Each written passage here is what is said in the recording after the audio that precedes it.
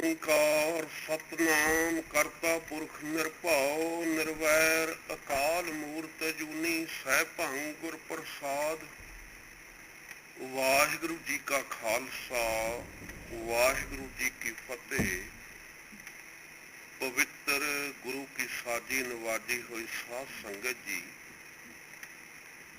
ਗੁਰੂ ਘਰ ਦੇ ਵਿੱਚ ਸੇਵਾ ਸਿੱਖੀ ਦਾ ਮੂਲ ਹੈ। ਵਿੱਚ ਦੁਨੀਆ ਸੇਵ ਕਮਾਈਐ, ਤਾਂ ਦਰਗਹਿ ਬੈਸਣ ਪਾਈਐ, ਕਹੋ ਨਾਨਕ ਬਾਂਹ ਲੁਡਾਈਐ। ਗੁਰ ਸੇਵਾ ਤਪਾਂ ਸਿਰ ਤਪਸਾਰ। ਗੁਰੂ ਘਰ ਦੀ ਸੇਵਾ ਸਾਰੇ ਸੁੱਖਾਂ ਦੀ ਦਾਤੀ ਹੈ, ਪਰ ਕਰਨੀ ਬੜੀ ਔਖੀ ਹੈ। ਗੁਰ ਪੀਰਾਂ ਕੀ ਚਾਕਰੀ ਮਹਾਂ ਕਰੜੀ ਸੁਖ ਸਾਰ।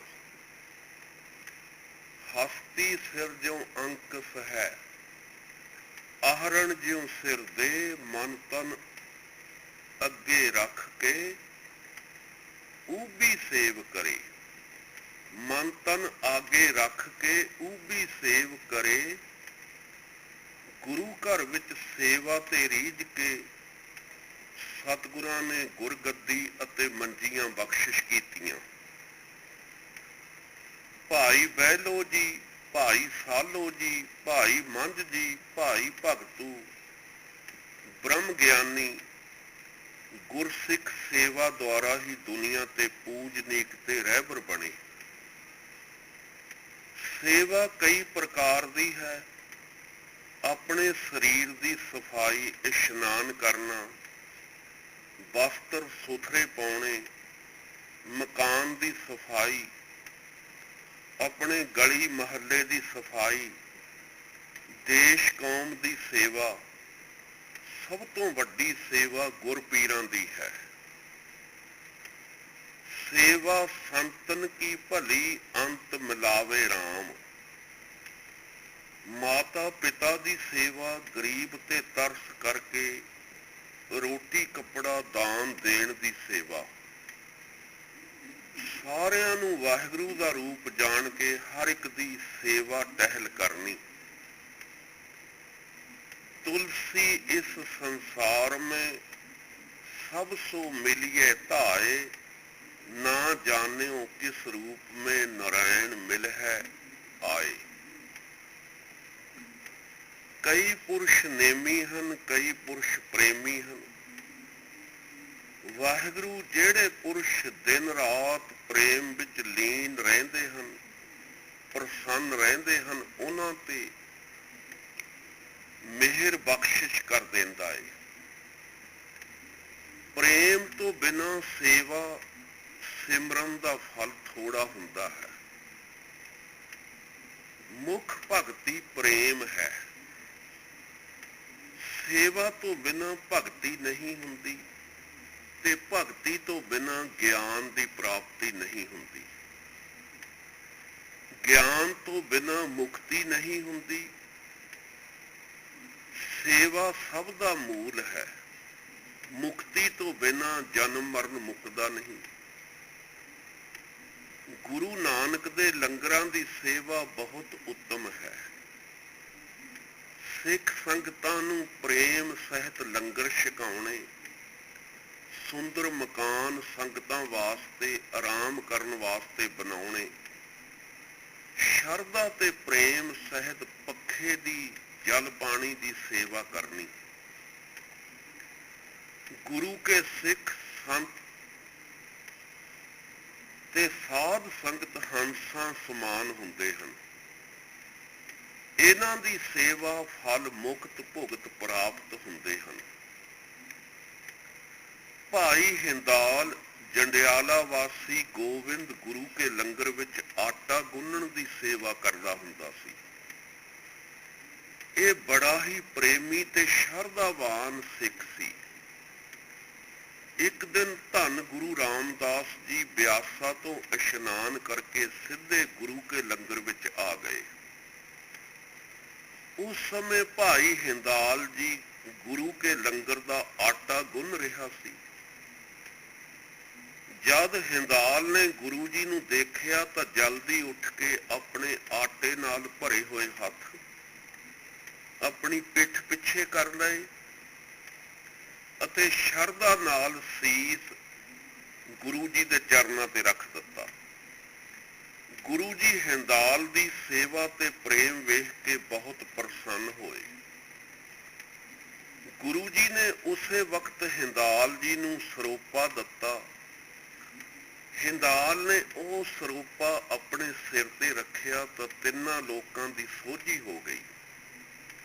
10ਵਾਂ ਦੁਆਰਾ ਖੁੱਲ ਗਿਆ ਇਸ ਦਾ। ਗੁਰੂ ਜੀ ਨੇ ਕਿਹਾ, ਭਾਈ ਹਿੰਦਾਲ ਜੀ, ਹੁਣ ਆਪ ਜੀ ਆਪਣੇ ਪਿੰਡ ਜਾ ਕੇ ਸਿੱਖ ਸੰਗਤਾਂ ਨੂੰ ਨਾਮ ਜਪਾਓ। ਗੁਰੂ ਜੀ ਦਾ ਹੁਕਮ ਮੰਨ ਕੇ ਪਿੰਡ ਜੰਡਿਆਲੇ ਚਲਾ ਗਿਆ। ਸੰਗਤਾਂ ਦੀ ਸੇਵਾ ਤੇ ਸਿਮਰਨ ਕਰਦਾ ਹੋਇਆ ਇੱਥੇ ਹੀ ਪੂਰਾ ਜੀਵਨ ਸਫਲਾ ਕੀਤਾ। ਜੰਡਿਆਲੇ ਭਾਈ ਹਿੰਦਾਲ ਜੀ ਦੀ ਯਾਦਗਾਰ ਸਮਾਧ ਬਣੀ ਹੋਈ ਹੈ। ਇਸ ਦੀ ਬਾਰਿਸ਼ ਉਸ ਦੀ ਸੰਤਾਨ ਹੈ। ਬੀਬੀ ਭਾਨੀ ਜੀ ਦੀ ਸੇਵਾ ਤੇ ਗੁਰੂ ਅਮਰਦਾਸ ਸਾਹਿਬ ਜੀ ਗੁਰੂ ਕੀ ਸੰਗਤ ਇਸ਼ਨਾਨ ਕਰਕੇ ਇੱਕ ਚੌਂਕੀ ਉੱਪਰ ਬੈਠ ਕੇ ਆਪਣੇ ਸਰੂਪ ਦਾ ਧਿਆਨ ਧਰ ਕੇ ਸਮਾਧੀ ਲਾ ਕੇ ਬੈਠਦੇ ਸਨ। ਇੱਕ ਦਿਨ ਬੀਬੀ ਭਾਨੀ ਜੀ ਦਰਸ਼ਨ ਕਰਨ ਆਏ। ਕੀ ਵੇਖਿਆ? ਚੌਂਕੀ ਦਾ ਪਾਵਾ ਟੁੱਟਾ ਹੋਇਆ ਹੈ। ਬੀਬੀ ਭਾਨੀ ਜੀ ਨੇ ਵਿਚਾਰਿਆ, ਜਦੋਂ ਪਿਤਾ ਜੀ ਇਸ ਪਾਸੇ ਨੂੰ ਹੋਣਗੇ ਤਾਂ ਚੌਂਕੀ ਹਿੱਲ ਜਾਵੇਗੀ। ਜਦੋਂ ਨੇੜੇ ਕੋਈ ਚੀਜ਼ ਨਾ ਦਿਖਾਈ ਦਿੱਤੀ ਤਾਂ ਬੀਬੀ ਭਾਨੀ ਜੀ ਨੇ ਆਪਣਾ ਹੱਥ ਪਾਵੇ ਹੇਠ ਦੇ ਦਿੱਤਾ। ਗੁਰੂ ਜੀ ਨੇ ਸਮਾਧੀ ਵਿੱਚੋਂ ਉਥਾਨ ਹੋ ਕੇ ਇਸ ਸੇਵਾ ਤੇ ਪ੍ਰੇਮ ਨੂੰ ਵੇਖਿਆ। ਬੀਬੀ ਭਾਨੀ ਜੀ ਨੇ ਵਰ ਮੰਗਿਆ, ਗੁਰਗੱਦੀ ਘਰ ਵਿੱਚ ਹੀ ਰਹੇ। ਗੁਰੂ ਜੀ ਨੇ ਕਿਹਾ, ਗੁਰਗੱਦੀ ਰਹੇਗੀ ਘਰ ਵਿੱਚ ਹੀ, ਪਰ ਤਸੀਹੇ ਮੁਸ਼ਕਲਾਂ ਬਹੁਤ ਸਹਿਣੇ ਪੈਣਗੇ। ਤੇ ਵਰ ਦਿੱਤਾ, ਬੀਬੀ ਭਾਨੀ ਜੀ, ਤੇਰੀ ਸੰਸਾਰ ਵਿੱਚ ਸੰਤਾਨ ਬਹੁਤ ਵਧੇਗੀ, ਜਿਸ ਨੂੰ ਸਾਰਾ ਜਗਤ ਪੂਜੇਗਾ। ਬੀਬੀ ਭਾਨੀ ਜੀ ਨਾਲ ਸੰਜੋਗ ਜੁੜਨ ਤੋਂ ਪਹਿਲਾਂ ਤੇ ਬਾਅਦ ਭਾਈ ਜੇਠਾ ਜੀ ਲੋਕ ਲੱਜ ਤੋੜ ਕੇ ਗੁਰੂ ਕੇ ਲੰਗਰਾਂ ਦੀ ਸੇਵਾ ਤੇ ਬੌਲੀ ਦੀ ਸੇਵਾ ਹਮੇਸ਼ਾ ਮਿੱਟੀ ਦੀ ਟੋਕਰੀ ਢੋਂਦੇ ਰਹਿੰਦੇ। ਖੁਸ਼ੀਆਂ ਵਿੱਚ ਗੁਰੂ ਅਮਰਦਾਸ ਸਾਹਿਬ ਜੀ ਵਰ ਦਿੰਦੇ, ਭਾਈ ਜੇਠਾ ਜੀ ਦੇ ਸਿਰ ਤੇ ਮਿੱਟੀ ਦੀ ਟੋਕਰੀ ਨਹੀਂ ਹੈ, ਸਗੋਂ ਪ੍ਰਿਥਵੀ ਦਾ ਛਤਰ ਹੈ। ਗੁਰ ਕੀ ਸੇਵਾ ਪਾਏ ਮਾਨ, ਸਤਿਗੁਰ ਕੀ ਸੇਵਾ ਸਫਲ ਹੈ। ਭਾਈ ਜੇਠਾ ਜੀ ਨੂੰ ਸੇਵਾ ਤੇ ਹੁਕਮ ਮੰਨਣ ਦਾ ਫਲ ਗੁਰੂ ਨਾਨਕ ਸਾਹਿਬ ਜੀ ਦੀ ਗੱਦੀ ਪ੍ਰਾਪਤ ਹੋਈ। ਆਪ ਜੀ ਗੁਰੂ ਰਾਮਦਾਸ ਸਾਹਿਬ ਜੀ ਦਾ ਰੂਪ ਬਣ ਗਏ। ਭਾਈ ਆਦਮ ਜੀ ਮਾਲਵੇ ਦਾ ਸਿੱਧੂ ਜੱਟ ਪੀਰਾਂ ਫਕੀਰਾਂ ਦੀ ਸੇਵਾ ਕਰਦਾ ਹੁੰਦਾ ਸੀ, ਪਰ ਘਰ ਪੁੱਤਰ ਕੋਈ ਨਹੀਂ ਸੀ। ਇੱਕ ਦਿਨ ਗੁਰੂ ਜੀ ਦਾ ਸਿੱਖ ਭਾਈ ਆਦਮ ਜੀ ਨੂੰ ਮਿਲਿਆ ਤੇ ਕਿਹਾ, ਗੁਰੂ ਰਾਮਦਾਸ ਸਾਹਿਬ ਜੀ ਅੰਮ੍ਰਿਤਸਰ ਸਾਹਿਬ ਵਿੱਚ ਹਨ। ਉਹਨਾਂ ਕੋਲੋਂ ਹਰ ਮੁਰਾਦ ਪੂਰੀ ਹੁੰਦੀ ਹੈ, ਚਾਰੇ ਪਦਾਰਥ ਪ੍ਰਾਪਤ ਹੁੰਦੇ ਹਨ। ਸਿੱਖ ਦੇ ਬਚਨਾਂ ਤੇ ਭਰੋਸਾ ਕਰਕੇ ਭਾਈ ਆਦਮ ਤੇ ਆਪਣੀ ਪਤਨੀ ਸਾਥ ਲੈ ਕੇ ਅੰਮ੍ਰਿਤਸਰ ਸਾਹਿਬ ਗੁਰੂ ਜੀ ਦੇ ਚਰਨਾਂ ਵਿੱਚ ਪਹੁੰਚ ਗਏ। ਦਰਸ਼ਨ ਕੀਤੇ ਤੇ ਨਿਹਾਲ ਹੋ ਗਏ। ਭਾਈ ਆਦਮ ਜੀ ਗੁਰੂ ਕੇ ਲੰਗਰਾਂ ਵਾਸਤੇ ਹਰ ਰੋਜ਼ ਲੱਕੜਾਂ ਦੇ ਭਾਰ ਲਿਆ ਕੇ ਸੇਵਾ ਕਰਦੇ ਰਹਿੰਦੇ। ਇੱਕ ਭਾਰ ਯਾਨੀ ਗੱਠਾ ਜਿਸ ਘਰ ਵਿੱਚ ਰਹਿੰਦੇ ਸੀ ਉੱਥੇ ਜਮ੍ਹਾਂ ਕਰੀ ਜਾਂਦੇ ਤੇ ਇੱਕ ਗੱਠਾ ਗੁਰੂ ਕੇ ਲੰਗਰ ਵਿੱਚ ਹਰ ਰੋਜ਼ ਲੈ ਆਉਂਦੇ। ਇੱਕ ਦਿਨ ਸਿਆਲ ਦੀ ਰੁੱਤ ਸੀ, ਮੀਂਹ ਤੇ ਠੰਡੀ ਹਵਾ ਕਾਰਨ ਸੰਗਤਾਂ ਸਰਦੀ ਨਾਲ ਠਰ ਰਹੀਆਂ ਸਨ। ਭਾਈ ਆਦਮ ਜੀ ਨੇ ਘਰੋਂ ਲੱਕੜਾਂ ਲਿਆ ਕੇ ਧੂਣੀਆਂ ਲਾ ਦਿੱਤੀਆਂ। ਸਿੱਖ ਸੰਗਤਾਂ ਅੱਗ ਸੇਕ ਰਹੀਆਂ ਸਨ ਤੇ ਖੁਸ਼ ਹੋ ਰਹੀਆਂ ਸਨ। ਗੁਰੂ ਜੀ ਨੇ ਇਸ ਸੇਵਾ ਤੇ ਖੁਸ਼ ਹੋ ਕੇ ਭਾਈ ਆਦਮ ਜੀ ਨੂੰ ਵਰ ਦਿੱਤਾ, ਆਪ ਜੀ ਦੇ ਗ੍ਰਹਿ ਵਿਖੇ ਪੁੱਤਰ ਦੀ ਦਾਤ ਆਵੇਗੀ। ਉਹ ਬੜਾ ਪ੍ਰਤਾਪੀ ਤੇ ਭਗਤੀਸ਼ੀਲ ਹੋਵੇਗਾ। ਉਸ ਦਾ ਨਾਮ ਤੁਸੀਂ ਭਗਤੂ ਰੱਖਣਾ। ਐਸਾ ਹੀ ਹੋਇਆ। ਭਾਈ ਭਗਤੂ ਦੀ ਸੰਤਾਨ ਵਿੱਚੋਂ ਕੈਂਥਲ ਦੇ ਰਾਜਾ ਲਾਲ ਸਿੰਘ ਤੇ ਊਧਮ ਸਿੰਘ ਹੋਏ ਹਨ। ਇਹਨਾਂ ਨੇ ਮਹਾਕਵੀ ਸੰਤੋਖ ਸਿੰਘ ਤੇ ਊਧਮ ਸਿੰਘ ਨੂੰ ਆਪਣੇ ਪਾਸ ਰੱਖ ਕੇ ਨਾਨਕ ਪ੍ਰਕਾਸ਼ ਤੇ ਸੂਰਜ ਪ੍ਰਕਾਸ਼ ਗ੍ਰੰਥ ਲਿਖਾਏ। ਮਨ ਦਾ ਹੰਕਾਰ ਛੱਡ ਕੇ ਨਿਮਰਤਾ ਸਹਿਤ ਸੇਵਾ ਕਰੇ। ਈਰਖਾ ਤੇ ਨਿੰਦਿਆ ਦਾ ਤਿਆਗ ਕਰੇ। ਜੇ ਕੋਈ ਸਿੱਖ ਘਰ ਚੱਲ ਆਵੇ ਤਾਂ ਉਸ ਦੀ ਯਥਾ ਸ਼ਕਤ ਸੇਵਾ ਕਰੇ। ਜੇ ਕੋਈ ਉਸ ਦਾ ਕੰਮ ਕਰਨ ਵਾਲਾ ਹੋਵੇ, ਉਹ ਕੰਮ ਵੀ ਜ਼ਰੂਰ ਕਰੇ। ਉਸ ਦਾ ਕੰਮ ਸਾਰੇ। ਗੁਰੂ ਘਰ ਵਿੱਚ ਜਾ ਕੇ ਕਥਾ ਕੀਰਤਨ ਸੁਣੇ। ਆਪਣੇ ਨਗਰ ਵਿੱਚ ਗੁਰੂ ਘਰ, ਹਸਪਤਾਲ ਤੇ ਸਕੂਲ ਦੀ ਸੇਵਾ ਪਿਆਰ ਨਾਲ ਕਰੇ। ਆਏ ਗਏ ਰਾਹੀ ਮੁਸਾਫਰ ਨੂੰ ਪਿਆਰ ਸਾਥ ਗੁਰੂ ਕਾ ਲੰਗਰ ਛਕਾਵੇ, ਵਿਸਰਾਮ ਕਰਾਵੇ। ਐਸੀ ਸੇਵਾ ਤੇ ਇਸ ਲੋਕ ਤੇ ਪਰਲੋਕ ਵਿੱਚ ਸੁਖ ਮਿਲਦਾ ਹੈ। ਇਹ ਲੋਕ ਸੁਖੀਏ, ਪਰਲੋਕ ਸਹੇਲੇ, ਨਾਨਕ ਹਰ ਪ੍ਰਭ ਆਪੇ ਮੇਲੇ। ਭਾਈ ਮੰਝ ਰਾਜਪੂਤ ਜਲੰਧਰ ਦੇ ਰਹਿਣ ਵਾਲਾ ਸੀ। ਇਹ ਸਖੀ ਸਰਵਰ ਨਗਾਹੇ ਦੇ ਪੀਰ ਦਾ ਉਪਾਸ਼ਕ ਸੀ। ਆਪਣੇ ਘਰ ਪੀਰਖਾਨਾ ਬਣਾ ਕੇ ਪੂਜਦਾ ਸੀ।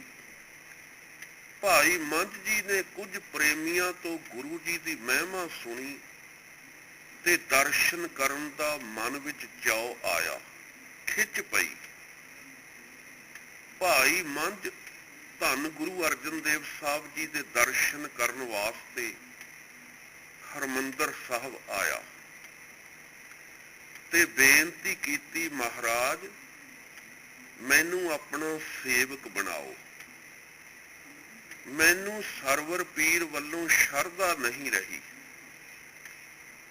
ਗੁਰੂ ਜੀ ਨੇ ਕਿਹਾ, ਪਹਿਲਾਂ ਤੂੰ ਆਪਣੇ ਘਰੋਂ ਉਹ ਸਰਵਰ ਦਾ ਮੱਠ ਪੀਰਖਾਨਾ ਢਾਹ ਦੇ, ਫਿਰ ਸਾਡੇ ਪਾਸ ਆਉਣਾ।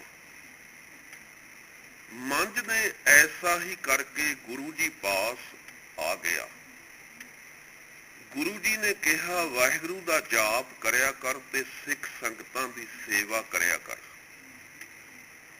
ਭਾਈ ਮੰਝ ਜੀ ਨੂੰ ਐਸਾ ਦੇਖ ਕੇ ਜੋ ਪਿੰਡ ਦੇ ਪੀਰ ਦੇ ਮੁਰੀਦ ਸਨ, ਉਹਨਾਂ ਨੇ ਇਸ ਨੂੰ ਪਿੰਡ ਵਿੱਚੋਂ ਵੀ ਕੱਢ ਦਿੱਤਾ, ਕਿਉਂਕਿ ਤੂੰ ਸਖੀ ਸਰਵਰ ਦਾ ਮੱਠ ਬੁੱਤਖਾਨਾ ਢਾਇਆ ਹੈ। ਉਹ ਆਪਣੀ ਪਤਨੀ ਨੂੰ ਨਾਲ ਲੈ ਕੇ ਦੂਸਰੇ ਪਿੰਡ ਜਾ ਵਸਿਆ। ਬਾਹਰੋਂ ਭਾਈ ਮੰਝ ਜੀ ਘਾਹ ਖੋਤ ਕੇ ਲਿਆਉਂਦੇ, ਉਸ ਦਾ ਚੌਥਾ ਹਿੱਸਾ ਗੁਰੂ ਦੇ ਨਿਮਿਤ ਦਿੰਦਾ, ਬਾਕੀ ਆਪਣਾ ਗੁਜ਼ਾਰਾ ਕਰਦਾ। ਗੁਰੂ ਅਰਜਨ ਦੇਵ ਸਾਹਿਬ ਜੀ ਨੇ ਇੱਕ ਸਿੱਖ ਕੋਲ ਹੁਕਮਨਾਮਾ ਦੇ ਕੇ ਭਾਈ ਮੰਝ ਜੀ ਨੂੰ ਆਪਣੇ ਕੋਲ ਹਰਮੰਦਰ ਸਾਹਿਬ ਅੰਮ੍ਰਿਤਸਰ ਸਾਹਿਬ ਬੁਲਾ ਲਿਆ।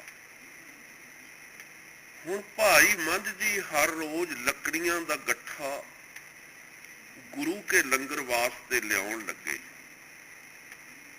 ਇੱਕ ਦਿਨ ਜਦ ਭਾਈ ਮੰਝ ਲੱਕੜਾਂ ਦਾ ਭਾਰ ਲੈ ਕੇ ਤੁਰਿਆ ਤਾਂ ਰਸਤੇ ਵਿੱਚ ਬਹੁਤ ਕਾਲੀ ਬੋਲੀ ਹਨੇਰੀ ਆਈ, ਜਿਸ ਨਾਲ ਅਗਲਾ ਰਸਤਾ ਦਿਸਣੋਂ ਵੀ ਹਟ ਗਿਆ ਤੇ ਅੱਗੇ ਇੱਕ ਪੁਰਾਣਾ ਖੂਹ ਸੀ, ਜਿਸ ਵਿੱਚ ਪਾਣੀ ਥੋੜਾ ਸੀ। ਭਾਈ ਮੰਝ ਜੀ ਇਸ ਖੂਹ ਵਿੱਚ ਡਿੱਗ ਪਏ। ਉਹਨਾਂ ਆਪਣਾ ਆਪ ਸੰਭਾਲ ਕੇ ਪਾਣੀ ਵਿੱਚ ਖੜੇ ਹੋ ਕੇ ਲੱਕੜਾਂ ਦਾ ਭਾਰ ਸਿਰ ਉੱਤੇ ਰੱਖ ਲਿਆ ਤੇ ਇਸ ਹਾਲਤ ਵਿੱਚ ਵਾਹਿਗੁਰੂ ਵਾਹਿਗੁਰੂ ਜਪਣ ਲੱਗੇ। ਇਧਰੋਂ ਸਤਿਗੁਰੂ ਜੀ ਨੇ ਸੇਵਕਾਂ ਨੂੰ ਕਿਹਾ, ਰੱਸੇ ਲੈ ਕੇ ਛੇਤੀ ਛੇਤੀ ਸਾਡੇ ਮਗਰ ਤੁਰ ਆਵੋ। ਗੁਰੂ ਅਰਜਨ ਦੇਵ ਜੀ ਦੇ ਨਾਲ ਹੀ ਸੇਵਕ ਰੱਸੇ ਲੈ ਕੇ ਖੂਹ ਤੇ ਪਹੁੰਚ ਗਏ। ਸੇਵਕਾਂ ਨੇ ਰੱਸੇ ਲਟਕਾ ਕੇ ਕਿਹਾ, ਮੰਝ ਜੀ ਇਸ ਨੂੰ ਫੜ ਕੇ ਉੱਪਰ ਚੜ੍ਹ ਆਵੋ। ਤਾਂ ਭਾਈ ਮੰਝ ਜੀ ਨੇ ਕਿਹਾ, ਪਹਿਲਾਂ ਗੁਰੂ ਕੇ ਲੰਗਰ ਦੀਆਂ ਲੱਕੜੀਆਂ ਦਾ ਗੱਠਾ ਕੱਢ ਲਵੋ, ਇਹ ਗਿੱਲੀਆਂ ਨਾ ਹੋ ਜਾਣ, ਮੈਂ ਬਾਅਦ ਵਿੱਚ ਨਿਕਲਾਂਗਾ। ਸੇਵਕਾਂ ਨੇ ਐਸਾ ਹੀ ਕੀਤਾ। ਬਾਹਰ ਆਏ। ਭਾਈ ਮੰਝ ਨੂੰ ਗੁਰੂ ਜੀ ਨੇ ਆਪਣੇ ਗਲ ਨਾਲ ਲਾ ਲਿਆ ਤੇ ਬਚਨ ਕੀਤਾ, ਮੰਝ ਪਿਆਰਾ ਗੁਰੂ ਨੂੰ ਗੁਰ ਮੰਝ ਪਿਆਰਾ, ਮੰਝ ਗੁਰੂ ਕਾ ਬੋਹਥਾ ਜਗ ਲੰਘਣ ਹਾਰਾ। ਗੁਰੂ ਜੀ ਨੇ ਕਿਹਾ, ਹੁਣ ਤੂੰ ਆਪਣੇ ਘਰ ਜਾ ਕੇ ਗੁਰੂ ਕੇ ਲੰਗਰ ਚਲਾ। ਸਭ ਰਿੱਧੀਆਂ ਸਿੱਧੀਆਂ ਤੇ ਗਿਆਨ ਦੀ ਪ੍ਰਾਪਤੀ ਆਪ ਜੀ ਪਾਸ ਆ ਗਈ। ਭਾਈ ਮੰਝ ਜੀ ਨੇ ਸਤ ਬਚਨ ਕਹਿ ਕੇ ਸੰਗਤਾਂ ਦੀ ਰੱਜ ਕੇ ਸੇਵਾ ਕੀਤੀ, ਅੰਤ ਮੋਕਸ਼ ਪ੍ਰਾਪਤ ਕੀਤੀ। ਭਾਈ ਬਹਿਲੋ ਜੀ ਗਧਿਆਂ ਦੀ ਲਿੱਦ ਤੇ ਮੱਝਾਂ ਦਾ ਗੋਹਾ ਟੋਕਰੀਆਂ ਨਾਲ ਢੋਂਦੇ ਰਹਿੰਦੇ। ਅੰਮ੍ਰਿਤਸਰ ਸਾਹਿਬ ਵਾਲੇ ਸਰੋਵਰ ਦੀਆਂ ਇੱਟਾਂ ਚੰਗੀਆਂ ਲਾਲ ਕਰਨ ਵਾਸਤੇ ਗੋਹਾ ਸੁਕਾ ਕੇ ਜਦੋਂ ਆਵਿਆਂ ਵਿੱਚ ਪਾਇਆ ਜਾਂਦਾ ਤਾਂ ਇੱਟਾਂ ਬਹੁਤ ਵਧੀਆ ਪੱਕੀਆਂ ਵੇਖ ਕੇ ਗੁਰੂ ਅਰਜਨ ਦੇਵ ਸਾਹਿਬ ਜੀ ਨੇ ਕਿਹਾ, ਭਾਈ ਬਹਿਲੋ ਤੇਰੀ ਸੇਵਾ ਥਾਂ ਪਈ ਹੈ। ਤੇ ਪ੍ਰਸੰਨ ਹੋ ਕੇ ਗੁਰੂ ਅਰਜਨ ਦੇਵ ਸਾਹਿਬ ਜੀ ਨੇ ਕਿਹਾ, ਭਾਈ ਬਹਿਲੋ ਸਭ ਤੋਂ ਪਹਿਲੋਂ। ਭਾਈ ਬਹਿਲੋ ਨੇ ਸਰੋਵਰ ਦੀ ਖੁਦਾਈ ਦੀ ਸੇਵਾ ਵੀ ਬਹੁਤ ਕੀਤੀ। ਆਪ ਜੀ ਬਹੁਤ ਜਲਦੀ ਮਿੱਟੀ ਦੀ ਟੋਕਰੀ ਸੁੱਟ ਕੇ ਆਉਂਦੇ ਸੀ।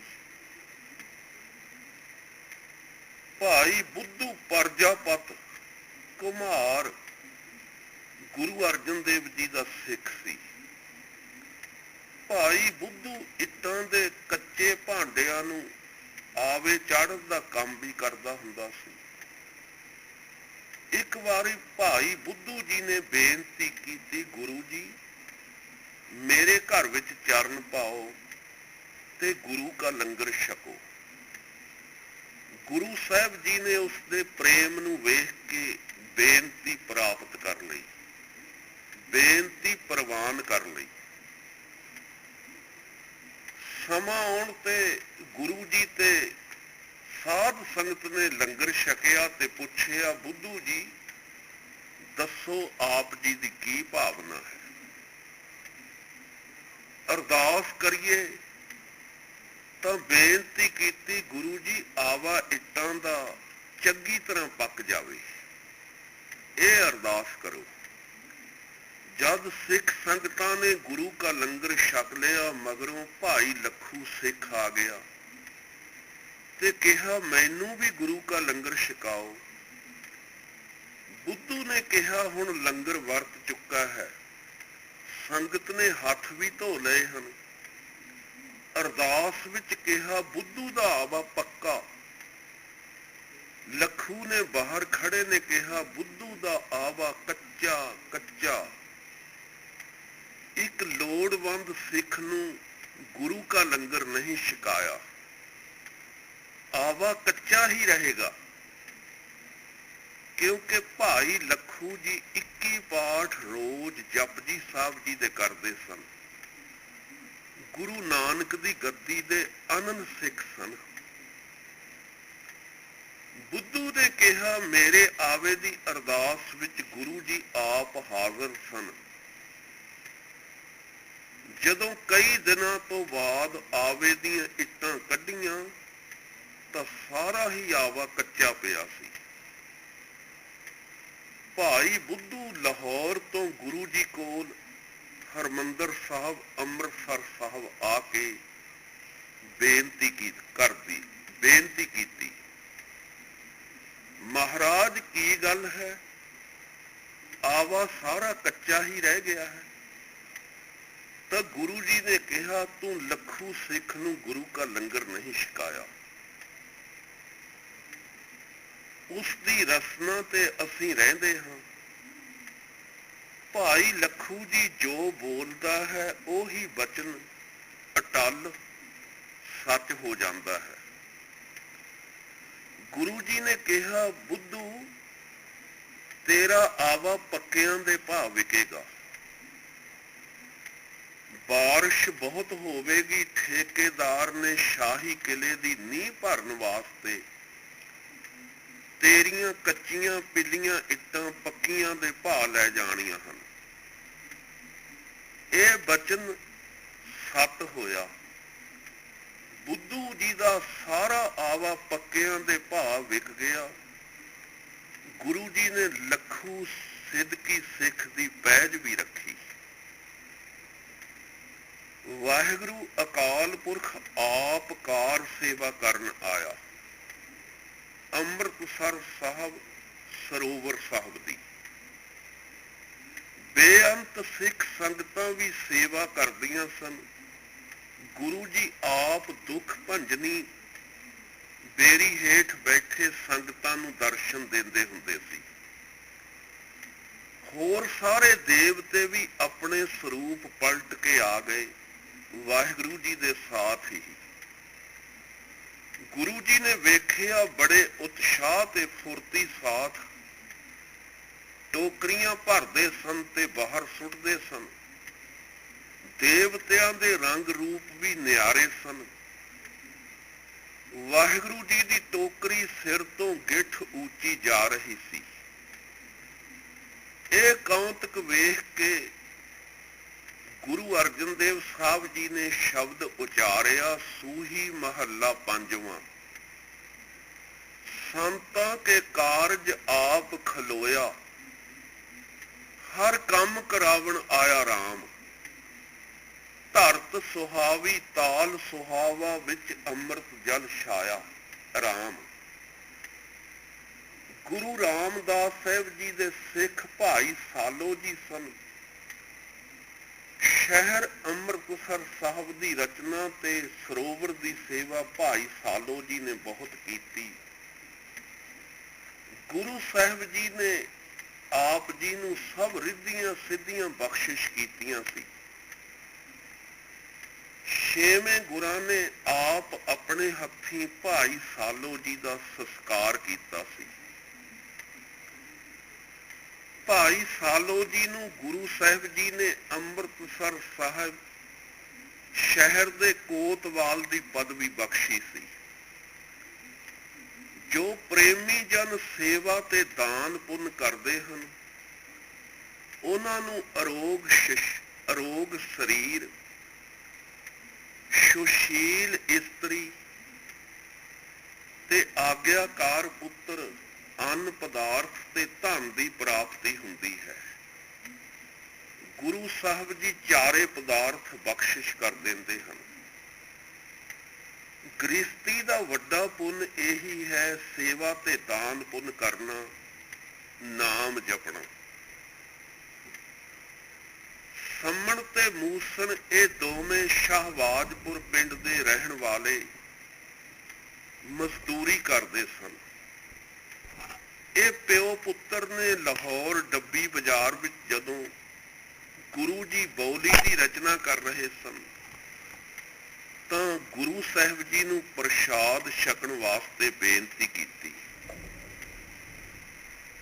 ਗੁਰੂ ਅਰਜਨ ਦੇਵ ਸਾਹਿਬ ਜੀ ਨੇ ਇਹਨਾਂ ਦੀ ਬੇਨਤੀ ਪ੍ਰਵਾਨ ਕਰ ਲਈ। ਇਹਨਾਂ ਦੀ ਆਈ ਚਲਾਈ ਮੁਸ਼ਕਲ ਨਾਲ ਚੱਲਦੀ ਸੀ। ਜਗ ਤੇ ਬਾਣੀਏ ਨਾਲ ਉਧਾਰ ਲੈਣ ਦਾ ਪ੍ਰਬੰਧ ਵੀ ਕਰਕੇ ਆਪਣੇ ਘਰ ਗੁਰੂ ਜੀ ਵਾਸਤੇ ਪ੍ਰਸ਼ਾਦ ਤਿਆਰ ਕਰਨ ਵਾਸਤੇ ਹਲਵਾਈ ਦਾ ਪ੍ਰਬੰਧ ਵੀ ਇਹਨਾਂ ਨੇ ਕਰ ਲਿਆ। ਪਰ ਇਹਨਾਂ ਦੀ ਗਰੀਬੀ ਵੇਖ ਕੇ ਬਾਣੀਏ ਨੇ ਮੌਕੇ ਤੇ ਰਸਤ ਦੇਣ ਤੋਂ ਨਾ ਕਰ ਦਿੱਤੀ। ਸੰਮਣ ਤੇ ਮੂਸਣ ਨੇ ਇਹ ਜਵਾਬ ਸੁਣ ਕੇ ਇੱਕ ਸ਼ਾਹੂਕਾਰ ਦੇ ਘਰ ਜਾ ਕੇ ਛੱਤ ਪਾੜ ਲਈ। ਮੂਸਣ ਹੇਠਾਂ ਉਤਰ ਗਿਆ, ਸੰਮਣ ਪਿਤਾ ਉੱਪਰ ਬੈਠਾ ਰਿਹਾ। ਮੂਸਣ ਹੇਠਾਂ ਤੋਂ ਲੋੜ ਵਾਲੀਆਂ ਚੀਜ਼ਾਂ ਘਿਓ, ਮਿੱਠਾ ਆਟਾ ਤੇ ਹੋਰ ਸਮਾਨ ਆਦਿਕ ਛੱਤ ਦੇ ਪਾੜ ਰਾਹੀਂ ਪਿਤਾ ਸੰਮਣ ਨੂੰ ਫੜਾਈ ਗਿਆ। ਜਦ ਸੰਮਣ ਬਾਹਰ ਆਉਣ ਲੱਗਿਆ ਤਾਂ ਘਰ ਵਾਲਿਆਂ ਨੂੰ ਜਾਗ ਆ ਗਈ। ਉਹਨਾਂ ਨੇ ਹੇਠੋਂ ਮੂਸਣ ਦੀਆਂ ਲੱਤਾਂ ਫੜ ਲਈਆਂ। ਮੂਸਣ ਨੇ ਕਿਹਾ ਕਿ ਮੇਰਾ ਸਿਰ ਕਤਲ ਕਰਕੇ ਲੈ ਜਾਵੋ। ਸੰਮਣ ਨੇ ਝੱਟ ਹੀ ਮੂਸਣ ਦਾ ਸਿਰ ਕਤਲ ਕਰ ਲਿਆ ਤੇ ਹੋਰ ਚੀਜ਼ਾਂ ਦੇ ਨਾਲ ਹੀ ਆਪਣੇ ਘਰ ਜਾ ਰੱਖਿਆ। ਹਲਵਾਈ ਸੱਦ ਕੇ ਪ੍ਰਸ਼ਾਦ ਪਾਣੀ ਤਿਆਰ ਕਰਨ ਵਾਸਤੇ ਲਾ ਦਿੱਤਾ। ਉਧਰ ਜਦ ਸ਼ਾਹੂਕਾਰ ਨੇ ਬਿਨਾਂ ਸਿਰ ਮੁਰਦਾ ਪਿਆ ਦੇਖਿਆ ਤਾਂ ਉਹ ਘਬਰਾ ਗਿਆ ਕਿ ਇਹ ਕਤਲ ਮੇਰੇ ਜੁੰਮੇ ਨਾ ਲੱਗ ਜਾਵੇ, ਇਸ ਨੂੰ ਕਿਸੇ ਟਿਕਾਣੇ ਲਾਉਣਾ ਚਾਹੀਦਾ ਹੈ।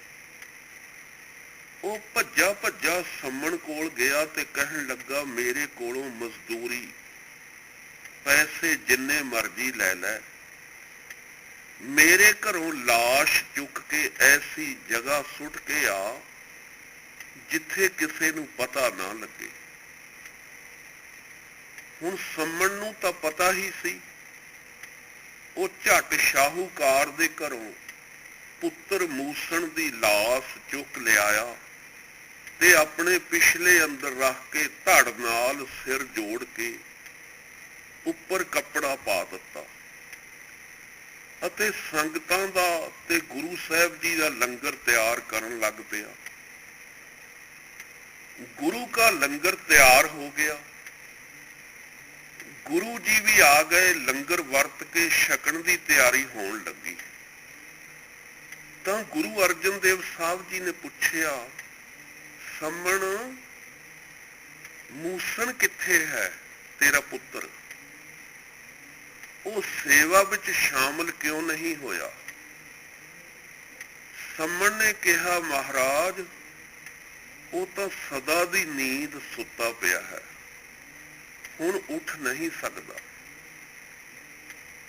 ਪਰ ਫਿਰ ਗੁਰੂ ਜੀ ਨੇ ਕਿਹਾ, ਮੂਸਣ, ਉੱਠ ਕੇ ਆ ਸੰਗਤ ਦੀ ਸੇਵਾ ਕਰ, ਸਤਿਗੁਰ ਮੇਰਾ ਮਾਰ ਜਵਾਲੇ। ਮੂਸਣ ਨੇ ਕਿਹਾ, ਹਾਜ਼ਰ ਹੋਇਆ ਗੁਰੂ ਸਾਹਿਬ ਜੀ ਹੁਣੇ।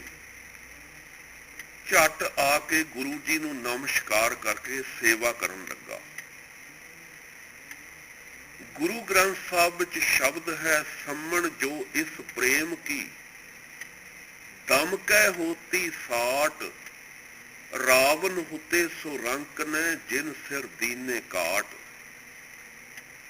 ਸੰਮਣ ਤੇ ਮੂਸਣ ਦੀ ਸੇਵਾ ਧਨ ਹੈ। ਜੇ ਪ੍ਰੇਮ ਤੇ ਸੇਵਾ ਦੀ ਮਾਇਆ ਨਾਲ ਪੂਰਤੀ ਹੋ ਸਕਦੀ ਹੁੰਦੀ ਤਾਂ ਰਾਵਣ ਕਿਤਨਾ ਅਮੀਰ ਸੀ, ਜਿਸ ਨੇ ਪ੍ਰੇਮ ਪੂਰਾ ਕਰਨ ਵਾਸਤੇ ਆਪਣੇ ਸਿਰ ਕੱਟ ਕੇ ਸ਼ਿਵ ਜੀ ਨੂੰ ਭੇਟਾ ਕੀਤੇ ਸੀ। ਸਿੱਖੀ ਦਾ ਮੂਲ ਸੇਵਾ ਤੇ ਸਿਮਰਨ ਹੈ। ਸੇਵਾ ਸਾਧ ਸੰਗਤ ਦੀ ਕਰਨ ਨਾਲ ਮਨ ਨੀਵਾਂ ਹੋ ਜਾਂਦਾ ਹੈ, ਗੁਰੂ ਜੀ ਤੇ ਸ਼ਰਧਾ ਆ ਜਾਂਦੀ ਹੈ ਅਤੇ ਸਤ ਸੰਗ ਵਿੱਚ ਮਨ ਜੁੜਦਾ ਹੈ। ਭਗਤੀ ਤੋਂ ਬਿਨਾਂ ਗਿਆਨ ਸੋਭਾ ਨਹੀਂ ਦਿੰਦਾ। ਜਿੱਥੇ ਇਕੱਲਾ ਗਿਆਨ ਹੈ ਉੱਥੇ ਸਾਥ ਹਉਮੈ ਵੀ ਹੋਵੇਗੀ। ਜਿੱਥੇ ਸੇਵਾ ਤੇ ਭਗਤੀ ਹੈ ਉੱਥੇ ਨਿਮਰਤਾ ਹੋਵੇਗੀ। ਜਪ ਤਪ ਕਰਮ ਕਾਂਡ ਸਭ ਜੀਰੋ ਦਾ ਰੂਪ ਹਨ। ਵਾਹਿਗੁਰੂ ਦਾ ਜਾਪ, ਮੂਲ ਮੰਤਰ ਸਾਹਿਬ ਦਾ ਜਾਪ, ਸਮੁੱਚੇ ਗੁਰੂ ਗ੍ਰੰਥ ਸਾਹਿਬ ਦੀ ਗੁਰਬਾਣੀ ਦਾ ਜਾਪ ਏਕੇ ਦਾ ਰੂਪ ਹੈ।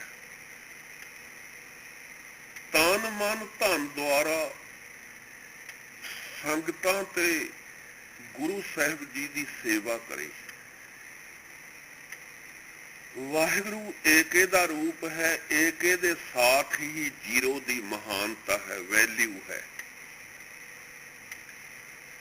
ਕੀਰਤਪੁਰ ਸਾਹਿਬ ਪਹਾੜਾਂ ਵਿੱਚ ਇੱਕ ਬੁੱਢਣ ਸ਼ਾਹ ਫਕੀਰ ਰਹਿੰਦਾ ਸੀ। ਫਕੀਰ ਕੋਲ ਬੱਕਰੀਆਂ ਸਨ। ਇਹਨਾਂ ਨੂੰ ਸ਼ੇਰ ਚਾਰ ਕੇ ਲਿਆਉਂਦਾ ਹੁੰਦਾ ਸੀ। ਬੱਕਰੀਆਂ ਦਾ ਦੁੱਧ ਚੋ ਕੇ ਬੁੱਢਣ ਸ਼ਾਹ ਨੇ ਗੁਰੂ ਨਾਨਕ ਦੇਵ ਜੀ ਨੂੰ ਛਕਾਇਆ, ਸੇਵਾ ਕੀਤੀ ਤੇ ਖੁਸ਼ੀਆਂ ਪ੍ਰਾਪਤ ਕੀਤੀਆਂ। ਗੁਰੂ ਨਾਨਕ ਨੇ ਬਚਨ ਕੀਤਾ, ਆਪ ਜੀ ਦੀ ਉਮਰ ਲੰਮੀ ਹੈ। 6ਵੇਂ ਗੁਰੂ ਜੀ ਦਾ ਪੁੱਤਰ ਗੁਰਦਿੱਤਾ ਜੀ ਵੀ ਆਪ ਜੀ ਤੋਂ ਦੁੱਧ ਛਕੇਗਾ। ਇਹ ਬਚਨ ਇਸੇ ਤਰ੍ਹਾਂ ਵਰਤਿਆ। ਭਾਈ ਗੁਰਦਿੱਤਾ ਜੀ ਨੇ ਬੁੱਢਣ ਸ਼ਾਹ ਫਕੀਰ ਤੋਂ ਦੁੱਧ ਛਕਿਆ ਬੱਕਰੀਆਂ ਦਾ। ਬੁੱਢਣ ਸ਼ਾਹ ਨੇ ਕਿਹਾ, ਇਸ ਪਹਾੜ ਦੇ ਹੇਠਾਂ ਆਪ ਜੀ ਸੇਵਾ ਕਰੋ, ਨਗਰ ਵਸਾਓ। ਸ਼੍ਰੀ ਗੁਰਦਿੱਤਾ ਜੀ ਨੇ ਬਚਨ ਮੰਨ ਕੇ ਬਹੁਤ ਸਾਰੇ ਕਾਰੀਗਰ ਮਜ਼ਦੂਰ ਲਗਾ ਕੇ ਪਹਾੜ ਦੇ ਨੀਚੇ ਨਗਰ ਵਸਾਇਆ। ਲੋਕ ਆ ਕੇ ਵਸਦੇ ਗਏ ਤੇ ਰੌਣਕ ਵੱਧਦੀ ਗਈ। ਨਗਰ ਦਾ ਨਾਮ ਬਾਬਾ ਜੀ ਨੇ ਕੀਰਤਪੁਰ ਸਾਹਿਬ ਰੱਖਿਆ। ਪਿੰਡ ਪੱਠੇਵਿੰਡ ਦੇ ਨਜ਼ਦੀਕ ਹੀ ਗੁਰੂ ਅਰਜਨ ਦੇਵ ਜੀ ਦੇ ਸਾਥ 5 ਸਿੱਖ ਭਾਈ ਹੇਮੇ ਦੀ ਛਪਰੀ ਨੂੰ ਭਾਗ ਲਾਇਆ। ਭਾਈ ਹੇਮੇ ਨੇ ਆਪਣੇ ਉੱਪਰ ਇੱਕ ਪਾਟੀ ਹੋਈ ਕੰਬਲੀ ਪਹਿਨੀ ਹੋਈ ਸੀ। ਗੁਰੂ ਅਰਜਨ ਦੇਵ ਸਾਹਿਬ ਤੇ ਸਿੱਖਾਂ ਦੇ ਦਰਸ਼ਨ ਕਰਕੇ ਬਹੁਤ ਖੁਸ਼ੀ ਮਨਾਈ ਅਤੇ ਚਰਨਾਂ ਤੇ ਨਮਸਕਾਰ ਕਰਕੇ ਆਪਣੇ ਉੱਪਰੋਂ ਕੰਬਲੀ ਲਾ ਕੇ ਗੁਰੂ ਜੀ ਦੇ ਬੈਠਣ ਵਾਸਤੇ ਧਰਤੀ ਤੇ ਵਿਛਾ ਦਿੱਤੀ ਅਤੇ ਗੁਰੂ ਜੀ ਦੇ ਚਰਨ ਕਮਲ ਧੋ ਕੇ ਉੱਪਰ ਆਸਣ ਲਵਾ ਦਿੱਤਾ।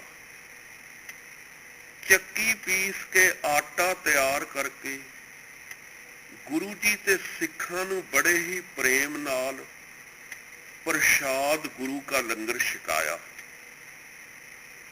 ਭਾਈ ਹੇਮੇ ਦੀ ਇਸ ਸੇਵਾ ਤੇ ਪ੍ਰੇਮ ਨੂੰ ਵੇਖ ਕੇ ਗੁਰੂ ਅਰਜਨ ਦੇਵ ਸਾਹਿਬ ਜੀ ਨੇ ਸ਼ਬਦ ਉਚਾਰਿਆ, ਰਾਗ ਸੂਹੀ ਮਹੱਲਾ 5ਵਾਂ।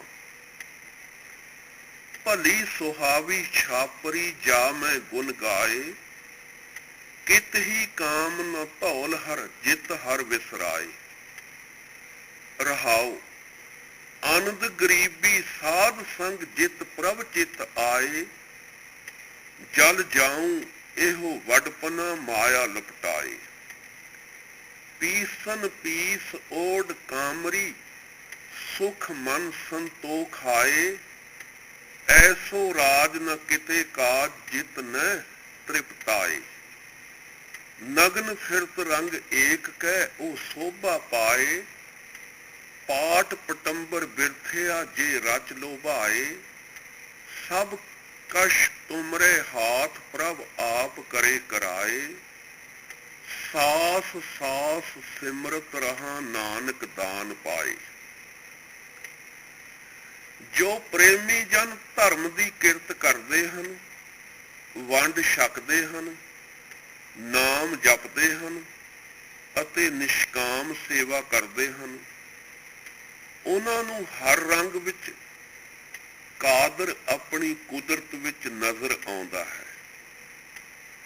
ਬਲਿਹਾਰੀ ਕੁਦਰਤ ਵਸਿਆ, ਤੇਰਾ ਅੰਤ ਨ ਜਾਈ ਲਖਿਆ ਰਹਾਓ।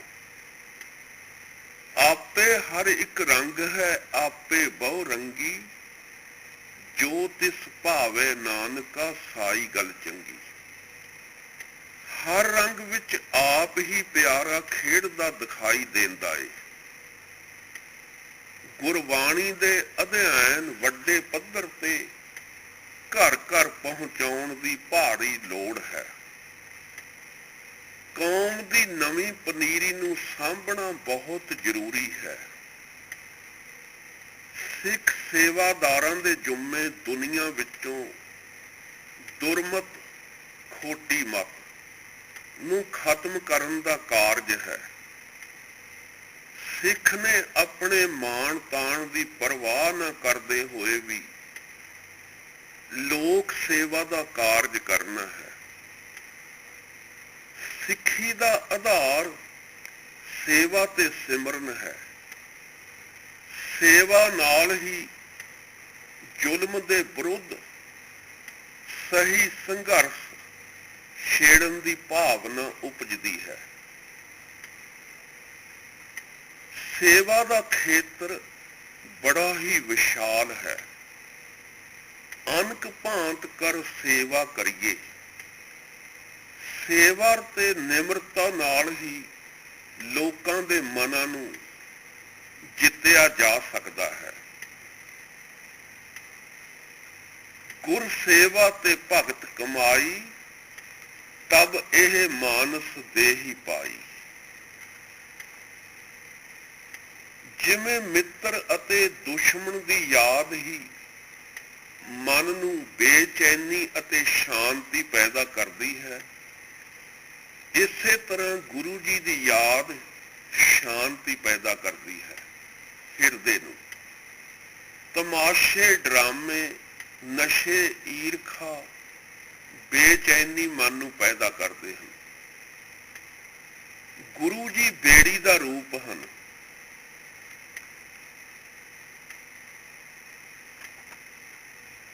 ਜਿਵੇਂ ਮਿੱਟੀ ਦੇ ਬਰਤਨ ਵਿੱਚ ਘਿਓ ਪਾਇਆ ਹੋਵੇ ਤੇ ਕੁਝ ਸਮੇਂ ਬਾਅਦ ਘਿਓ ਕੱਢ ਲਿਆ ਜਾਵੇ, ਅਚਾਨਕ ਭਾਂਡਾ ਫੁੱਟ ਜਾਏ ਤੇ ਠੀਕਰੀਆਂ ਖਿਲਰ ਜਾਣ, ਪਰ ਧੁੱਪ ਲੱਗਣ ਨਾਲ ਠੀਕਰੀਆਂ ਵਿੱਚੋਂ ਘਿਓ ਸਿਮ ਪੈਂਦਾ ਏ ਤੇ ਕੀੜੀਆਂ ਠੀਕਰੀਆਂ ਵਿੱਚੋਂ ਘੀ ਚੂਸ ਲੈਂਦੀਆਂ ਹਨ। ਠੀਕ ਇਸੇ ਪ੍ਰਕਾਰ ਵਾਹਿਗੁਰੂ ਦੇ ਪਿਆਰੇ ਸੇਵਾ ਤੇ ਸਿਮਰਨ ਕਰਕੇ ਗੁਰੂ ਨਾਨਕ ਦੇ ਚਰਨਾਂ ਦਾ ਰਸ ਲੈਣ ਵਾਸਤੇ ਗੁਰਮੰਤਰ ਦਾ ਜਾਪ ਕਰਕੇ ਠੰਡ ਰੂਪ ਖੁਸ਼ਬੂ ਪ੍ਰਾਪਤ ਕਰ ਲੈਂਦੇ ਹਨ। ਹਰ ਹੈ ਖਾਂਡ ਰੇਤ ਮੇਂ ਬਿਖਰੀ, ਹਾਥੀ ਚੁਨੀ ਨਾ ਜਾਏ, ਕਹੋ ਕਬੀਰ ਗੁਰ ਭਲੀ ਬੁਝਾਈ, ਕੀਟੀ ਹੋਏ ਕੇ ਖਾਏ। ਜ਼ਿਆਦਾ ਕੱਚੀਆਂ ਗੱਲਾਂ ਕਰਨ ਵਾਲੇ ਦਾ ਜੀਵਨ ਏਦਾਂ ਹੈ ਜਿਵੇਂ ਕਿਸੇ ਦਾ ਕੋਈ ਮਰ ਜਾਵੇ ਤਾਂ ਨੈਣ ਸਿਆਪਾ ਕਰਕੇ ਬਹੁਤ ਜ਼ੋਰ ਲਾ ਕੇ ਲੋਕਾਂ ਨੂੰ ਸੁਣਾਉਂਦੀ ਹੈ ਤੇ ਖੁਸ਼ ਕਰਦੀ ਹੈ, ਪਰ ਨੈਣ ਨੂੰ ਦੁੱਖ ਨਹੀਂ ਹੁੰਦਾ। ਕੱਚੀਆਂ ਗੱਲਾਂ ਤੋਂ ਫਲ ਨਹੀਂ, ਜੀਵਨ ਥੋਥਾ ਹੈ। ਜਿਵੇਂ ਕੋਲੂ ਵਿੱਚ ਰੇਤਾ ਪਾ ਲਈਏ, ਤੇਲ ਦੀ ਪ੍ਰਾਪਤੀ ਨਹੀਂ ਹੋਊਗੀ। ਜਿਵੇਂ ਪਾਣੀ ਨੂੰ ਮਧਾਣੀ ਪਾ ਕੇ ਰਿੜਕੋ, ਮੱਖਣ ਨਹੀਂ ਨਿਕਲੇਗਾ। ਗਿਆਨ ਨਾ ਗੱਲੀ ਢੂੰਡੀਐ, ਕਥਨਾ ਕਰੜਾ ਸਾਰ।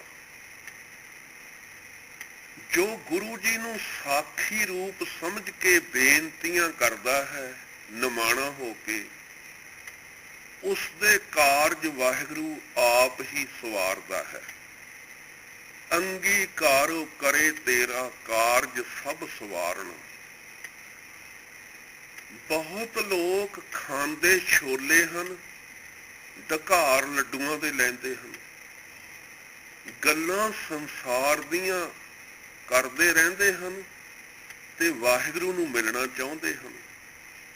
ਐਸਾ ਨਹੀਂ ਹੋ ਸਕਦਾ। कबीर साधु को मिलने जाइए, साथ न लीजिए कोय, पाछे पाँव न दीजिए, आगे होए सो होए। गुरु की संगत करनी सब कर्मां दा श्रोमणी कर्म है। हर समय नाम जपे ते गुरु नानक दियां संगतां दी सेवा करे। गुरु नानक दी संगत दे मूँह विच जो पदार्थ तैयार करके पाउणा है, ਉਹ ਗੁਰੂ ਨਾਨਕ ਦਾ ਮੂੰਹ ਹੈ। ਕਦੇ ਵੀ ਕਿਸੇ ਨੂੰ ਹਾਸੀ ਮਖੌਲ ਜਾਂ ਟਿੱਚਰ ਨਾ ਕਰੇ। ਗੁਰੂ ਜੀ ਦੀ ਸੇਵਾ ਉਹੀ ਪ੍ਰੇਮੀ ਕਰ ਸਕਦਾ ਹੈ ਜਿਸ ਦਾ ਮਨ ਵਾਹਿਗੁਰੂ ਨਾਲ ਇੱਕ-ਮਿਕ ਹੋ ਜਾਏ, ਪਰ ਆਮ ਬੰਦੇ ਨੂੰ ਇਹ ਸਮਝ ਨਹੀਂ ਆ ਸਕਦੀ। ਜਿਵੇਂ ਬਾਵਨ ਚੰਦਨ ਉੱਪਰ ਸੱਪਾਂ ਦੀ ਜ਼ਹਿਰ ਨਹੀਂ ਚੜ੍ਹਦੀ, ਚੰਦਨ ਤੋਂ ਸੱਪ ਠੰਡ ਪ੍ਰਾਪਤ ਕਰਦੇ ਹਨ, ਇਸ ਤਰ੍ਹਾਂ ਸੇਵਾਦਾਰ ਤੇ ਅਭਿਆਸੀ ਤੇ ਗੁਰੂ ਜੀ ਦੀ ਕਿਰਪਾ ਨਾਲ ਕਾਮ, ਕ੍ਰੋਧ, ਲੋਭ, ਮੋਹ, ਹੰਕਾਰ, ਆਸਾ, ਤ੍ਰਿਸ਼ਨਾ, ਚਿੰਤਾ ਅਸਰ ਨਹੀਂ ਕਰਦੇ। ਕਬੀਰ ਸੰਤ ਨ ਛਾੜੇ ਸੰਤਈ, ਜੋ ਕੋਟਕ ਮਿਲੇ ਅਸੰਤ, ਮਲਿਆਗਰ ਭੁਯੰਗਮ ਬੇੜਿਓ, ਤਾਂ ਸੀਤਲਤਾ ਨਾਤ ਜੰਤ। ਖੰਨਿਓ ਤਿੱਖੀ ਵਾਲੋਂ ਨਿੱਕੀ, ਏਤ ਮਾਰਗ ਜਾਣਾ, ਗੁਰ ਪੀਰਾਂ ਕੀ ਚਾਕਰੀ, ਮਹਾ ਕਰੜੀ ਸੁਖ ਸਾਰ। ਵਾਹਿਗੁਰੂ ਦਾ ਪਿਆਰ, ਵਾਹਿਗੁਰੂ ਦਾ ਪਿਆਰਾ ਇੱਕ ਵਾਹਿਗੁਰੂ ਅਕਾਲ ਪੁਰਖ ਨੂੰ ਮੰਨਦਾ ਹੈ। ਕਿਸੇ ਅੱਗੇ ਹੱਥ ਅੱਡ ਕੇ ਕੁਝ ਨਹੀਂ ਮੰਗਦਾ। ਸ਼ਰਨ ਆਏ ਬੰਦੇ ਨੂੰ ਉਹਦੀ ਮਦਦ ਕਰਦਾ ਹੈ ਤੇ ਗੁਰੂ ਕੀ ਸੰਗਤ ਉਹਨੂੰ ਪਿਆਰ ਨਾਲ ਵਾਹਿਗੁਰੂ ਜੀ ਦੀਆਂ ਗੱਲਾਂ ਸੁਣਾਉਂਦਾ ਹੈ। ਸੁਪਨਾ ਜਗ ਸੁਪਨਾ ਬਾਜੀ ਬਣੀ, ਖਿਨ ਮੈਂ ਖੇਲ ਖਲਾਏ। ਐ ਪਿਆਰਿਆ, ਜਿਹੜੇ ਸਾਲ ਵਿੱਚ ਤੂੰ ਮਰ ਜਾਣਾ ਹੈ, ਤੇਰਾ ਉਹ ਸਾਹੇ ਦਾ ਦਿਨ ਹੈ। ਜਨਮ ਤੋਂ ਮੌਤ ਤੱਕ ਸਵਾਸ ਲਿਖੇ ਗਏ ਹਨ। ਉਹ ਲਿਖਿਆ ਹੋਇਆ ਅਖੀਰਲਾ ਸਾਹ ਹੀ ਸਾਹਾ ਹੈ। ਉਹ ਸਾਹੇ ਵਾਲੇ ਦਿਨ ਦੇ ਆਉਣ ਤੋਂ ਪਹਿਲਾਂ ਸਿਮਰਨ, ਭਜਨ ਤੇ ਦੁਨੀਆ ਦੀ ਸੇਵਾ ਕਰ ਲਾ। ਦੁਨੀਆ ਵਿੱਚ ਰਹਿਣਾ ਨਹੀਂ ਹੈ, ਇੱਥੋਂ ਜ਼ਿੰਦਗੀ ਰੂਪੀ ਰਾਤ ਕੱਟ ਕੇ ਦੁਨੀਆ ਤੋਂ ਕੂਚ ਕਰ ਜਾਣਾ ਹੈ। ਸਦਾ ਰਹਿਣ ਵਾਲਾ ਵਾਹਿਗੁਰੂ ਹੈ। ਆਦ ਸੱਚ ਜੁਗਾਦ ਸੱਚ ਹੈ, ਵੀ ਸੱਚ ਨਾਨਕ ਹੋਸੀ ਵੀ ਸੱਚ। ਸ਼ਬਦ ਸਾਹਾ ਲਿਖਿਆ ਦੇ ਵਾਕ ਅਨੁਸਾਰ ਹਰ ਘਰ ਵਿੱਚੋਂ ਇਹੀ ਸੁਨੇਹਾ ਮਿਲਦਾ ਹੈ, ਅੱਜ ਫਲਾਣਾ ਮਰ ਗਿਆ, ਅੱਜ ਫਲਾਣਾ ਤਿਆਰੀ ਤੇ ਪਿਆ ਹੈ। ਘਰ ਘਰ ਇਹੋ ਪਹੁੰਚਾ, ਸੱਦੜੇ ਨਿਤ ਪਵਨ। ਇੱਕ ਨਹੀਂ ਲੱਦਿਆ ਇੱਕ ਲੱਦ ਗਏ, ਇੱਕ ਨਹੀਂ ਬੱਧੇ ਭਾਰ। ਫਲਾਣਾ ਆਖਰੀ ਸਵਾਸਾਂ ਤੇ ਪਿਆ ਹੈ, ਫਲਾਣੇ ਦੀ ਜ਼ੁਬਾਨ ਬੰਦ ਹੋ ਗਈ, ਨਬਜ਼ ਬੰਦ ਹੋ ਗਈ, ਫਲਾਣਾ ਚੱਲ ਵਸਿਆ ਹੈ। ਇਹ ਜਗ ਧੂਏ ਕਾ ਪਹਾੜ, ਤੈਂ ਸੱਚਾ ਮਾਨਿਆ ਕਹਿ ਵਿਚਾਰ। ਬੇਅੰਤ ਵਿੱਚ ਲੀਨ ਹੋਣ ਵਾਸਤੇ ਆਪਣੇ ਅੰਤ ਨੂੰ ਯਾਦ ਰੱਖੋ। ਵਾਹਿਗੁਰੂ ਤੇ ਮੌਤ ਨੂੰ ਹਮੇਸ਼ਾ ਯਾਦ ਰੱਖੋ। ਮੌਤ ਉਡੀਕ ਨਹੀਂ ਕਰਦੀ। ਜਿਸ ਵੇਲੇ ਚਾਰ ਚੀਜ਼ਾਂ ਇਕੱਠੀਆਂ ਹੋ ਜਾਣ, ਸਰੀਰ ਵਿੱਚੋਂ ਪੰਛੀ ਉੱਡ ਜਾਂਦਾ ਹੈ, ਪਿੰਜਰਾ ਪਿਆ ਰਹਿ ਜਾਂਦਾ ਹੈ। ਉਹ ਜਗ੍ਹਾ ਆ ਜਾਵੇ ਜਿੱਥੇ ਠੀਕਰੀ ਫੁੱਟਣੀ ਆ, ਸਵਾਸ ਖਤਮ ਹੋ ਜਾਣ, ਅੰਨ ਜਲ ਮੁੱਕ ਜਵੇ ਤੇ ਬਹਾਨਾ ਬਣ ਜਵੇ। ਅਗਿਆਨੀ ਦੁੱਖ ਚਿੰਤਾ ਤੇ ਵਾਸ਼ਨਾਵਾਂ ਵਿੱਚ ਮਰਦੇ ਹਨ। ਸੂਰਵੀਰ ਇੱਕ ਵਾਰ ਹੀ ਮਰਦਾ ਹੈ। ਵਾਹਿਗੁਰੂ ਦੇ ਪਿਆਰੇ ਅਕਾਲ ਪੁਰਖ ਨੂੰ ਅੰਗ ਸੰਗ ਵੇਖਦੇ ਹਨ ਤੇ ਜਮਾਂ ਤੋਂ ਨਿਰਭੈ ਹੋ ਕੇ ਸਰੀਰ ਤਿਆਗਦੇ ਹਨ। ਦੁਨੀਆ ਨਾਸ਼ਵੰਤ ਹੈ, ਕੂੜ ਪਰਜਾ। ਇਸਤਰੀ ਪੁੱਤਰ ਤੇ ਰਾਜ ਭਾਗ ਉਦੋਂ ਤੱਕ ਹੀ ਤੇਰੇ ਹਨ ਜਦ ਤੱਕ ਤੇਰੇ ਸਰੀਰ ਵਿੱਚ ਬੋਲਣ ਵਾਲੀ ਸ਼ਕਤੀ ਹਾਜ਼ਰ ਹੈ। ਇਹਨਾਂ ਦੀ ਹਉਮੈ ਸਭ ਬੰਧਨ ਰੂਪ ਹੈ। ਆਪਣੇ ਸ਼ੁੱਧ ਸਰੂਪ ਦਾ ਧਿਆਨ ਧਰੋ, ਮੁਕਤ ਹੋ ਜਾਵੋਗੇ। ਇਸ ਸਰੀਰ ਦੇ ਧਾਰਨ ਤੋਂ ਪਹਿਲਾਂ ਵੀ ਆਪਾਂ ਸੀ, ਨਾਸ ਹੋ ਜਾਣ ਪਿੱਛੋਂ ਵੀ ਆਪਾਂ ਹੋਵਾਂਗੇ। ਇਹ ਜੀਵ ਉਹ ਹੈ ਜੋ ਕਦੇ ਮਰਦਾ ਨਹੀਂ। ਸਵਾਸ ਪੂਰੇ ਹੋਣ ਤੇ ਜੀਵ ਮਰਦਾ ਨਹੀਂ, ਕੇਵਲ ਚੋਲਾ ਬਦਲਦਾ ਹੈ ਵਾਸ਼ਨਾ ਅਨੁਸਾਰ। ਨਾ ਉਹ ਮਰੇ ਨਾ ਹੋਵੇ ਸੋਗ। ਸੰਸਾਰ ਇੱਕ ਤਮਾਸ਼ਾ ਰੂਪ ਹੈ। ਇੱਥੇ ਕੋਈ ਜਨਮ ਲੈ ਰਿਹਾ ਹੈ, ਕੋਈ ਮਰ ਰਿਹਾ ਹੈ। ਆਵਨ ਜਾਂ ਇੱਕ ਖੇਲ ਬਣਾਇਆ, ਕੀਆ ਖੇਲ ਵੱਡ ਮੇਲ ਤਮਾਸ਼ਾ ਵਾਹਿਗੁਰੂ ਤੇਰੀ ਸਭ ਰਚਨਾ। ਭੱਟ ਲਿਖਦੇ ਹਨ ਗੁਰੂ ਮਹਾਰਾਜ ਵਿੱਚ। ਐਸੇ ਸਮੇਂ ਵੀ ਆਉਂਦੇ ਹਨ ਜਦੋਂ ਰੱਬ ਚੁੱਪ ਸਬਰ ਤੇ ਅਥਰੂਆਂ ਦੀ ਹੀ ਮੰਗ ਕਰਦਾ ਏ। ਜਿਉ ਸੁਪਨਾ ਅਰ ਪੇਖਨਾ ਐਸੇ ਜਗ ਕੋ ਜਾਨ, ਇਨਮੇ ਕੁਛ ਸਾਚੋ ਨਹੀਂ ਨਾਨਕ ਬਿਨ ਭਗਵਾਨ। ਮਨ ਸੁਪਨਿਆਂ ਦਾ ਜੀਵਨ ਜਿਉਂਦਾ ਹੈ। ਜੇ ਜਾਗਦਿਆਂ ਸੁਪਨਾ ਵੇਖਣਾ ਹੋਵੇ ਫਿਰ ਇਹ ਬੰਦਾ ਤਮਾਸ਼ਾ ਵੇਖਦਾ ਏ। ਸੁਪਨਾ ਤੇ ਤਮਾਸ਼ਾ ਦੋਨੋਂ ਝੂਠੇ ਹਨ।